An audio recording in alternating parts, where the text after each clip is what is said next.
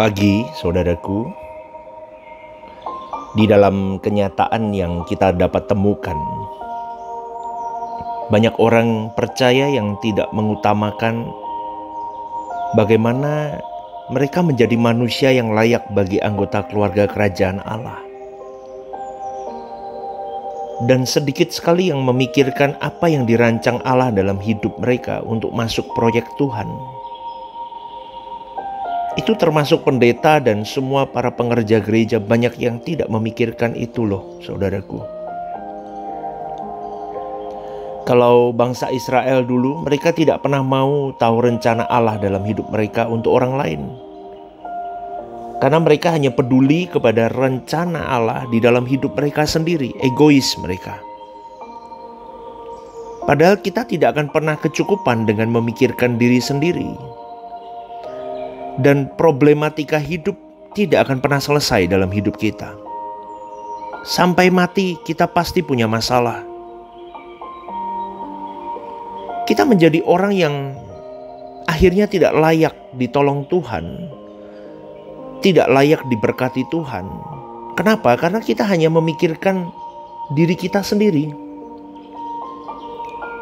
Maka pagi hari ini, dalam renungan ini saya mau mengajak kepada kita semua menyadari bahwa kita masih punya kesempatan terbuka untuk kita bisa hidup menjadi roti terpecah, anggur tercurah untuk orang lain. Dan tahukah saudaraku, kita akan sangat menyesal kalau kita pulang ke rumah Bapa dengan tangan kosong. Seperti yang dituliskan dalam Lukas 12 tentang orang kaya yang pikirannya hanya bagaimana aku menambah jumlah lumbungku untuk menyimpan di dalamnya segala gandum dan barang-barangku, supaya aku bisa berkata, jiwaku ada padamu banyak barang, tertimbun untuk bertahun-tahun lamanya. Beristirahatlah, makanlah dan minumlah dan bersenang-senanglah. Lukas 12 ini menggambarkan orang kaya ini bodoh. Sakit jiwa dia, gila kalau boleh saya katakan, saudaraku. Perut diisi gandum kenyang, jiwa diisi gandum tidak kenyang kan, saudaraku? Kan gak bisa jiwa diisi gandum. Tapi ironisnya banyak orang begini hari ini. Seakan-akan jiwanya bisa diisi dengan mobil baru. Jiwanya bisa damai kalau diisi dengan deposito yang banyak. Itu yang mau saya katakan, saudaraku, banyak orang gila hari ini, gila akan dunia. Maka jangan jadi gila dengan dunia ini. Karena sebagian kita itu masih punya unsur-unsur kerusakan seperti ini loh, saudaraku. Bukan tidak boleh memiliki ini, itu, rekreasi ke sana, ke situ. Bukan begitu. Tapi Tuhan akan memberi kita kesempatan untuk menikmati pemandangan alam, liburan bersama keluarga, bersantai dengan sahabat. Tapi kita gak boleh hanyut, gak boleh tenggelam di dalam kesenangan-kesenangan itu. Karena kita tidak boleh sama dengan bangsa Israel. Hari ini kita melihat banyak gereja, banyak pendeta sama seperti bangsa Israel. Dan saya tidak melihat adanya perbedaan ini. Sehingga tidak menemukan mandat yang Tuhan berikan, jadikan semua bangsa muridku. Jadi kalau masuk perjanjian baru, saudaraku, kita menjadi anak-anak Allah yang berarti sepenanggungan dengan Yesus yang adalah anak Allah tunggal, anak tunggalnya. Dan pola hidup kita harus Yesus. Itu saya suarakan tiap minggu, saudaraku. Saya selalu katakan ini. Pola hidup yang diminta oleh Bapa itu seperti Yesus. Tuhan kita yang mulia, Tuhan Yesus. Dia benar-benar dalam segala hal disamakan dengan kita. Jadi jangan ditambah-tambahin, itu sudah titik, saudaraku. Bahwa Yesus di dalam perjuangannya benar-benar bergantung kepada Bapa. Bukan karena ada kekuatan istimewa di dalam diri Yesus. Maka sebelum memilih murid-muridnya, dia berdoa semalam-malaman. Dia harus berdoa untuk mendapatkan kekuatan. Dia harus berdoa untuk mendapatkan hikmat dari Bapanya. Itulah sebabnya juga dia menangis. Yesus menangis. Bahkan dikatakan di dalam kitab Ibrani, dengan keluhan dan tangisan. Itu Ibrani 5 ayat 7-9. Bahkan Yesus sendiri yang berkata, mau mati rasanya hatiku sedih. Itu gambaran kemanusiaan yang sempurna. Dengan kemanusiaan Yesus yang sempurna, maka kita bisa optimis bahwa kita juga bisa berbuat seperti yang Yesus perbuat. Artinya apa? Kita bisa mengenakan spirit Yesus di zaman ini. Kita harus menghidupkan Yesus di zaman ini melalui hidup kita. Sampai kita bisa menjadi teladan untuk banyak orang. Jangan khawatir dengan usiamu, saudaraku. Jangan kau bingung dengan, oh aku masih muda, aku masih ini dan itu. Jangan, itu intimidasi. Katakan kepada dirimu, kalau bukan aku yang berjuang untuk menghidupkan Yesus dalam hidupku, maka aku akan kehilangan kesempatan untuk mencapai atau menggapai banyak jiwa dalam hidupku. Amin, saudaraku.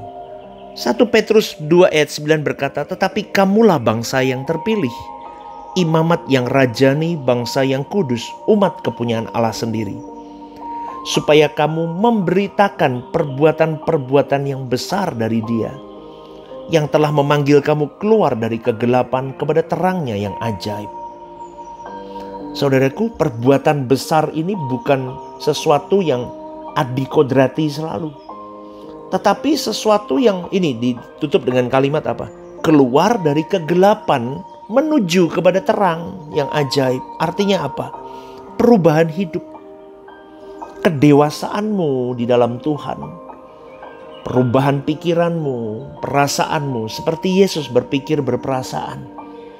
Melahirkan kehendak seperti Yesus berkehendak menyenangkan Bapanya.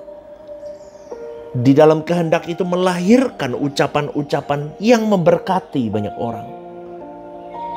Seperti Yesus berucap. Di dalam kehendak itu akan terus melahirkan tindakan-tindakan seperti Yesus bertindak yang menyenangkan hati Bapanya. Keren, saudaraku. Maka jangan gila dengan dunia ini, tapi gilalah kepada perintah Tuhan, kepada pribadi Tuhan, kepada Spirit Yesus. Sampai kita bisa berkata, aku harus menghidupkan itu setiap saat. Jatuh bangun, terus berjuang kita. Karena kita adalah jemaat yang harus mature, dewasa, untuk menjadi perwira tinggi kerajaan surga. Ini kalau orang baru dengar renungan begini dipikir ini dongeng, saudaraku. Apa lagi itu perwira tinggi kerajaan surga? Lu memang begitu, kita diaplikasikan begitu, diproyeksikan untuk itu. Maka kita harus punya jiwa intuitif. Artinya apa? Tahu diri, sadar diri sendiri untuk apa yang harus aku lakukan. Karena kita ini istimewa di pemandangan Allah. Namun tentu untuk menjadi istimewa secara fakta, de facto, kita harus berjuang. Kita harus bertumbuh di dalam Tuhan secara penuh dan utuh. Jangan tenggelam di dalam kesenangan hidup. Jangan tenggelam di dalam masalah hidup. Jangan tenggelam di dalam trauma hidup. 3 poin ini penting. Karena banyak ini 3 poin ini menyerang kepada siapapun tidak mengenal umur, saudaraku. Tidak mengenal umur. Tidak peduli dengan umur. Tidak peduli dengan usia. Maka lakukan bagianmu dan katakan kepada dirimu, aku mau menyelesaikan tugas Bapa. Roh Kudus tolong aku. Aku tidak bisa jalan sendiri. Aku tidak mampu sendirian. Maka Tuhan pasti akan menunjukkan apa yang harus kita lakukan. Milikilah hati yang bisa diajar, teachable spirit. Sehingga ketika engkau diajar, dilatih oleh Roh Kudus, diberi arahan, diberi didikan, kau bisa merespon itu cepat. Kau cepat cerdas spiritualmu. Jangan dablek jadi orang, saudaraku. Kalau soal dunia aja pintarnya minta ampun, tapi kalau soal suruh mengukir cerita cinta sama Tuhan, dableknya nggak karuan. Berubah, saudaraku. Jangan pikirin dunia dan segala kesenangannya.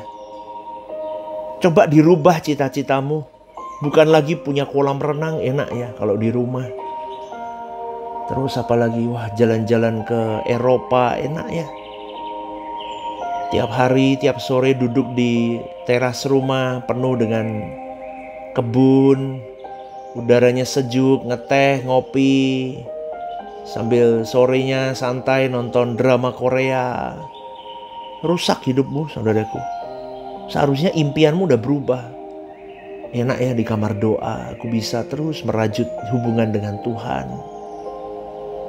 Enak ya ketika aku bisa menjadi berkat untuk banyak orang, untuk pekerjaan Tuhan. Enak ya kalau aku bisa berbagi, membantu sesamaku. Enak ya aku bisa pakai pekerjaanku, hasil dari pekerjaanku aku bisa bagikan untuk orang-orang yang membutuhkan. Enak ya kalau aku bisa membangun sebuah yayasan untuk menolong orang. Itu cita-cita yang mulia loh, saudaraku. Tapi kan gak banyak orang di situ karena berbagi. Maka pagi hari ini saya mengajak, yuk kita berpikir seperti Tuhan berpikir. Berperasaan seperti Tuhan berperasaan. Sehingga setiap apapun yang kita lakukan itu menjadi keharuman, menjadi tarian yang indah di hadapan Allah. Karena kalau bisa mengenal Allah dan hatinya, itu luar biasa hidupmu, saudaraku. Itu lebih dari apapun dan siapapun di bumi ini. Ketika kita diam di kamar doa, kita menghayati, aku pribadi yang lebih kecil dari butiran debu dibandingkan dengan jagat raya ini. Tapi Tuhan melihat aku. Tuhan mengasihi aku. Bahkan aku diperhitungkan sampai di kekekalan nanti. Maka itu suatu kehormatan kalau aku bisa melayani Tuhan hari ini. Maka suatu kehormatan kalau aku bisa menyelesaikan mandat kehendak Allah itu dalam hidupku. Anda gak berpikir sampai di situ? Saya ajak pagi hari ini, berpikirlah sampai di situ. Sehingga aku mau berurusan dengan Tuhan itu serius, tidak sembarangan, tidak serampangan. Dan jadilah manusia yang benar di pemandangan Allah. Sampai kau bisa menjumpai Dia utuh, memeluk Dia utuh, mendekap Dia utuh, bergantung secara utuh kepada Dia. Selamat pagi ya saudaraku. Kita berjuang bersama. Tuhan memberkati. God bless you.